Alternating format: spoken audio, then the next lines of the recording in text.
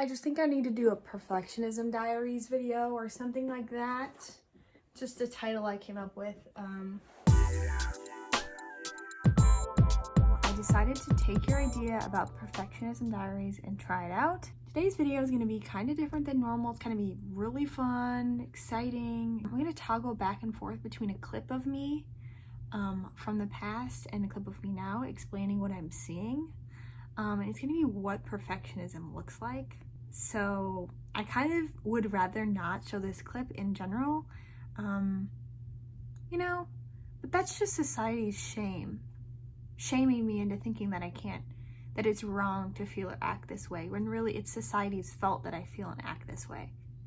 Perfectionism isn't high standards, people. Anyway, I'm sure if you're here, you know what perfectionism is and the dangers in it and whatnot. You probably already know what it looks like, but I thought it'd be interesting if I could show you what it looks like in me, in hopes of, increasing my ethos, if you will, as I continue to make perfectionism related content. So I am going to play part of the clip and I'm going to explain what I notice. I could have been doing this the whole day and it would have taken me probably 5 minutes to finish this up, but I just feel not great about this and I want it to be right and good. So I guess I'll start with the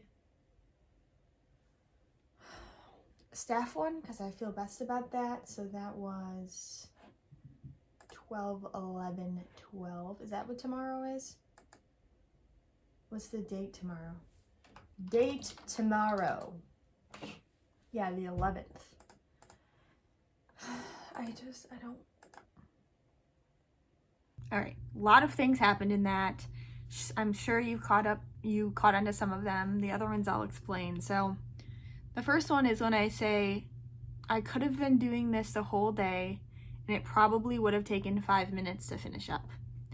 So for me, that shows that there was one thing that really needed to get done that day, and I seem to have waited until 7 or 8 p.m. to actually finish the thing. It also tells me and shows me that I already had done the majority of the work. So I do 90% of the work and then I leave 10% for as late as possible. The next thing I have is when I said I want it to be right and good. Classic perfectionism. And OCPD, obsessive compulsive personality disorder. God, it's not like I want it to be done and I want it to fulfill its purpose of being sent out on a Friday and informing staff of these few things. It has to be exceptional quality. There can be, no room for other people's interpretation on any given sentence. I just think that someone may be reading and they may think that and I want to please them. The next thing I have is about my appearance and my attitude. I'm visibly anxious and tired and burnt out. I don't look good, guys. I don't look vibrant and healthy. You can hear it in my sighs that I do, which are classic me. And then you can also hear it, I think, in the tone of my voice. Okay, this is actually kind of a funny one, but it's actually very important and indicative of what can happen to your brain, I think, when you're in a perfectionistic episode, if that's what you want to call it, was when I said, what is the date tomorrow? I can't remember it. Now, granted, I name newsletters by the date that they're going out. So at some point that day, I'd been writing the date. That this time I had to go to Google and type in date tomorrow. Again, that probably seems little and maybe you do that sometimes. That shows that my brain was so jumbled and full of random thoughts, but at the same time blank. That might not make sense, but it actually does. That I couldn't think straight enough to think of what the day is today and then add one so it becomes tomorrow's date. Yeah, that's actually one of the things that worries me most, I think, in this whole clip. Now go ahead and watch part 2 and I will meet you back here. And I don't even like to talk about it. I'm very, very burnt out. I would love to, you know, post something on Instagram in hopes that it enlightens people in some way. But when I'm really stressed out, like when I'm not stressed out, I don't remember what being stressed out feels like. I say I'm not stressed out, I have no idea what it feels like. What it feels like is completely blank. I feel blank. I think blank. I can't stay organized or focused on a task. I'm overthink every sentence and how it will be received as well. And I don't do anything when I get home either. Like when I'm doing fine, I'll do different things. Like I'll read or I'll watch a show or I'll knit or, you know, whatever. But this, I just want to lay in my bed because nothing sounds right. Nothing sounds good or right. So, okay, so we've made it to maybe the best part of the video, but I want you to watch this particularly closely, and then I'm going to give you a live reaction of when I was watching this video back. This was all filmed not very close together, so it's been like a month, so I didn't remember this clip. So when I was watching it back, I have a reaction.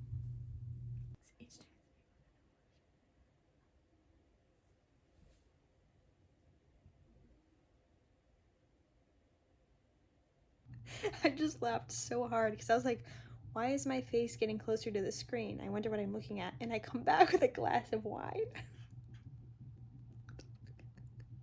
I didn't expect that to be coming. Dang, I hope this video is enlightening. That's so accurate and not healthy. Hope you're enjoying this so far. So, one of the things I have is the quote, I would love to post something on Instagram in hopes that it enlightens someone. I'm thinking more, I just have one thing to do, and it's just basically hit send on the newsletter, but I'm thinking more about what I'm not doing, which is posting to Instagram and how I should be posting to Instagram and taking this hard time that I'm having and putting it online for the world to display. So I'm making myself feel bad about that. I think when I said I feel blank or I think blank, that's pretty alarming to me as well. I think it shows that I was feeling unfocused and unorganized, which I said in the video. The next thing I said was, and I don't do things when I get home either, blah, blah, blah. More about things that I'm not doing. Like, what is that? What is that? I obviously sped this part up because I was getting really annoyed with myself having to watch this back, but it's that negativity ramble and rant about nothing, which sometimes feels good and fine, you know? I'm not saying you should or shouldn't rant.